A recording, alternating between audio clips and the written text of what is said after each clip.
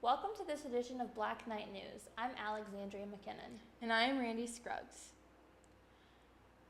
October is the National Breast Cancer Awareness Month, which is an annual campaign to increase awareness of the disease. Last Thursday, the Farmington High School volleyball team held their annual Play for Pink game to help raise awareness for breast cancer and raise funds for research. Melinda Brown took the lead on organizing the Play for Pink silent auction as well as starting the night with the honorary first serve.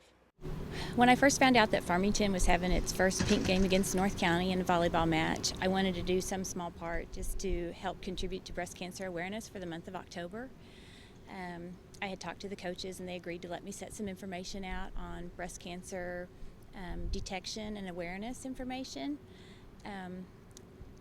I didn't know that the plans that they had already made, and they did a great job of decorating the gym in pink and balloons and recognizing people that had struggled against cancer in the past, whether it be breast cancer or other forms of cancer, like for Walker-Johns and Savannah Medlin.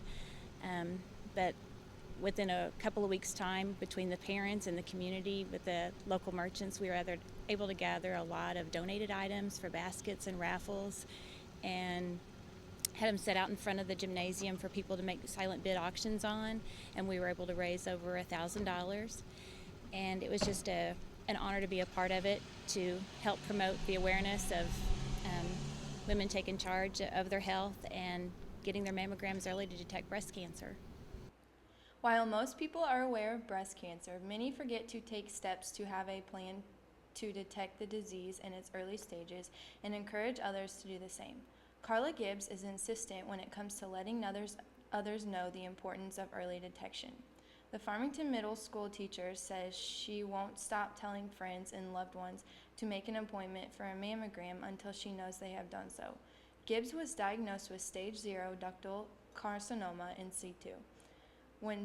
After 7 weeks of radiation treatment, she was surprised to see how quickly she began to feel better. On September 23rd, Gibbs was invited to throw the first pitch for the Pink Out game for the softball Farmington Knights and the Central Lady Rebels. The timing of the flu is unpredictable and can vary from season to season. Seasonal flu activity can begin as early as October and continue to occur as late as May. Flu activity most commonly peaks in the U.S. in January or February. We had a chance to speak with Teresa Govro, the nurse here at Farmington High School, about the importance of getting the influenza vaccine. It's a really good idea to get the flu vaccine to help prevent getting the flu, and then also if you would by chance get the flu, it could lessen your symptoms. Well, it's nice to get the vaccine to help prevent getting the flu because it can be a big issue depending on your health, if you have other health diseases, and then also if you're a student or an adult and you're working, you don't want to miss a job and you wouldn't want to miss your school, so it helps prevent a lot of unnecessary sick time. For 3 months now, a St. Genevieve resident has been missing. Black Knight News investigative reporter Martha Bradley has the story. Well, Randi, I'm here in St. Genevieve where we're taking a deeper look into the missing persons case of Lynn Messer. Approximately 3 months ago, on the morning of July 8th, Carrie Messer awoke to find that his wife was missing. The family searched for Lynn that morning for approximately 4 hours and contacted the Sheriff's Department at around 8 a.m. That's when Sheriff Gary Stolzer got the call. He told us exactly what happened on that day. On the day we got the call, it was around 8 o'clock in the morning, and I happened to be in town, and I immediately grabbed one of our UTVs here and went out to the site, which is on the north end of our county, along with a couple deputies. And soon after we talked to the husband, we started a search, and by around noon or 1 o'clock that day, we had probably 200 or more searchers there helping us. We had Eureka Search and Rescue come down out of St. Louis and Eureka to help us with their canines, their tracking dogs. And there was also a strike force team that came down out of St. Charles area with a lot of searchers. And the whole area around the farm was mapped out, and we had GPS trackers on the dogs and some of the people, so we could actually tell where the people and the dogs walked over our grids. So we know there's about 300 to 400 acres that we have searched thoroughly more than once, and then after we were done with our searches, many loved ones and family members came out and helped with the search that the family continued to do after us as law enforcement and first responders were done with it. The problem is with a case like this, once you search where you think is most probable, you basically have the rest of the world, and that's a big place to try to search. Hopefully with the hunting season's coming on, if she is out there in the woods, that maybe somebody will stumble across her and put an end to this for the family and just figure out what happened. Sheriff Stolzer also talked to us about the actions by Lynn Messer just before her disappearance. Everything leading up to the time she disappeared, it seems like she was working with the kids with their steers for the county fair. It seems like she went to the store that night buying items such as a battery for garage door opener and stuff like that, which indicated she was, it indicates to me that she was thinking about tomorrow. At this point, foul play has not been ruled out. Night Vision Media will continue to cover the development of this case. In the meantime, those with information should contact the St. Genevieve County Sheriff's Department at 1-573-883-5820. Reporting from St. Genevieve, Maddie Bradley, Black Knight News. Thanks, Martha. For 8 years, the Farmington Pet Adoption Center has been making sure dogs and cats brought to the facility find forever homes. It is a task that FPAC Board of Directors President Jason York says takes a community. A number of fundraising events are held throughout the year to help provide funds. One is the Tales on Trails Winery Walk, which is scheduled to take place November 8th at Charlieville Vineyard Winery and Microbrewery. The entry fee is $25 per dog or $25 per walker without dog, and included with a beverage, keepsake glass, and dog bandana. Sponsorships are available for $100 each. Signs for sponsors will be placed along the trail route. To be a sponsor or register, contact Dawn Eaton at 701-4191. The Farmington Recreational Department and Centene Corporation will be hosting the 2014 Halloween Hustle 5K and 1 Mile Mustache Dash on October 25th. There is a $20 registration fee for the 5K race before October 17th, and the fee will increase to $25 after that date. All proceeds will go to benefit Farmington Senior Center. Contact the Farmington Civic Center for more information at 756-0900. Farmington area children will get an early opportunity to dress in costumes and collect their Halloween candy. Harvest Night, the Farmington's Regional Chamber's annual Trick-or-Treat and Games Festival for Children, will be held on October 24th behind Long Memorial Hall in downtown Farmington. Children will be able to trick-or-treat at our businesses beginning at 4 p.m., followed by the Harvest Night Games at 4:30 p.m. and the costume contest at 5:30 p.m. The event is no cost and is open to the public. More information is available at farmingtonregionalchamber.com. Each fall, the Girls' Night Out fundraiser is held to raise funds for the United Way of St. Francis County. Jackie Berry, organizer of the annual fall charity event, said the evening will offer the women of St. Francis County an evening out with friends and some good food. Girls' Night Out will be held from 5 to 7 p.m. on October 23rd at Twin Oaks Vineyard and Winery. This year, Girls' Night Out will offer a silent auction for guests to bid on while visiting with friends and enjoying the evening. All proceeds will benefit 28 local agencies funded by the United Way of St. Francis County and go to help them reach their goal of awarding $180,000.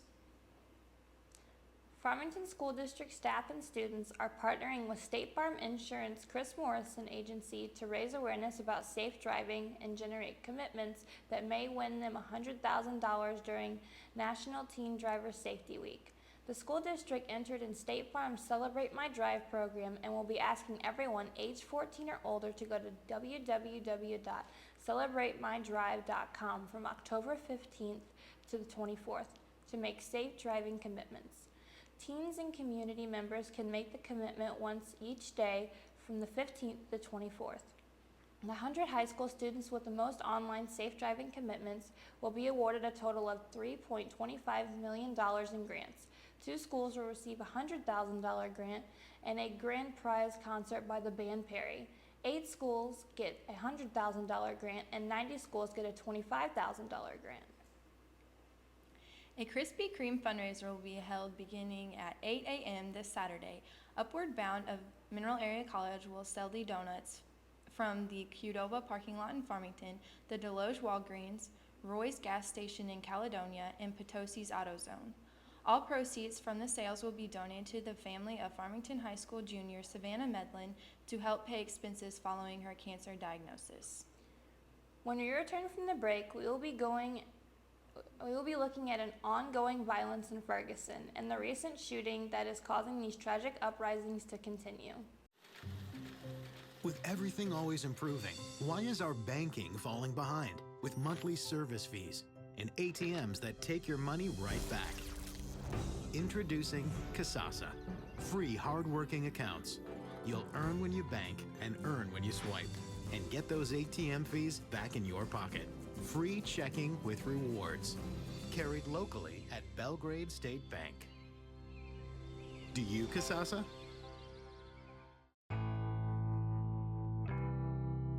Divorce has many fears. Losing a child doesn't have to be one of them.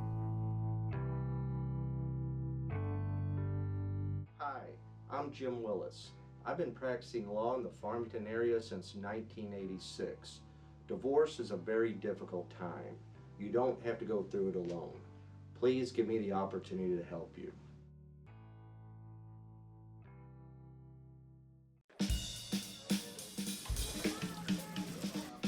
America loves a fish fry. And in the Corktown part of Detroit, there's a place called Nancy Whiskey's that's famous for one. Nothing fancy, just a tasty good time. But you don't have to go to Nancy's for fish that taste that special. Just come on over to Long John Silver's. Rediscover the taste you love. Long John Silver's, we're America's fish fry. Supporters of Michael Brown will begin a weekend of marches and civil disobedience today in Ferguson, where demonstrators will kick off protests by demanding the local prosecutor's registration. The weekend of resistant marches will come just 2 days after another black teenager was fatally shot by a white officer, who was off duty at the time in St. Louis, just 12 miles from where Brown was also killed last month by a white on-duty Ferguson police officer. In Wednesday's shooting, however, the black teenager was armed, whereas Brown was unarmed, authorities said. As in the Brown slaying, Wednesday's police officer shooting also prompted angry protests. Demonstrators will invoke a Mexican tradition typically held on Halloween, and they will erect a Day of the Dead altar tonight to memorialize Brown and the deaths of any other loved ones offered up by participants. Participants then plan to hold a silent candlelight march carrying a mirrored coffin 2 miles from the altar site to the Ferguson Police Department.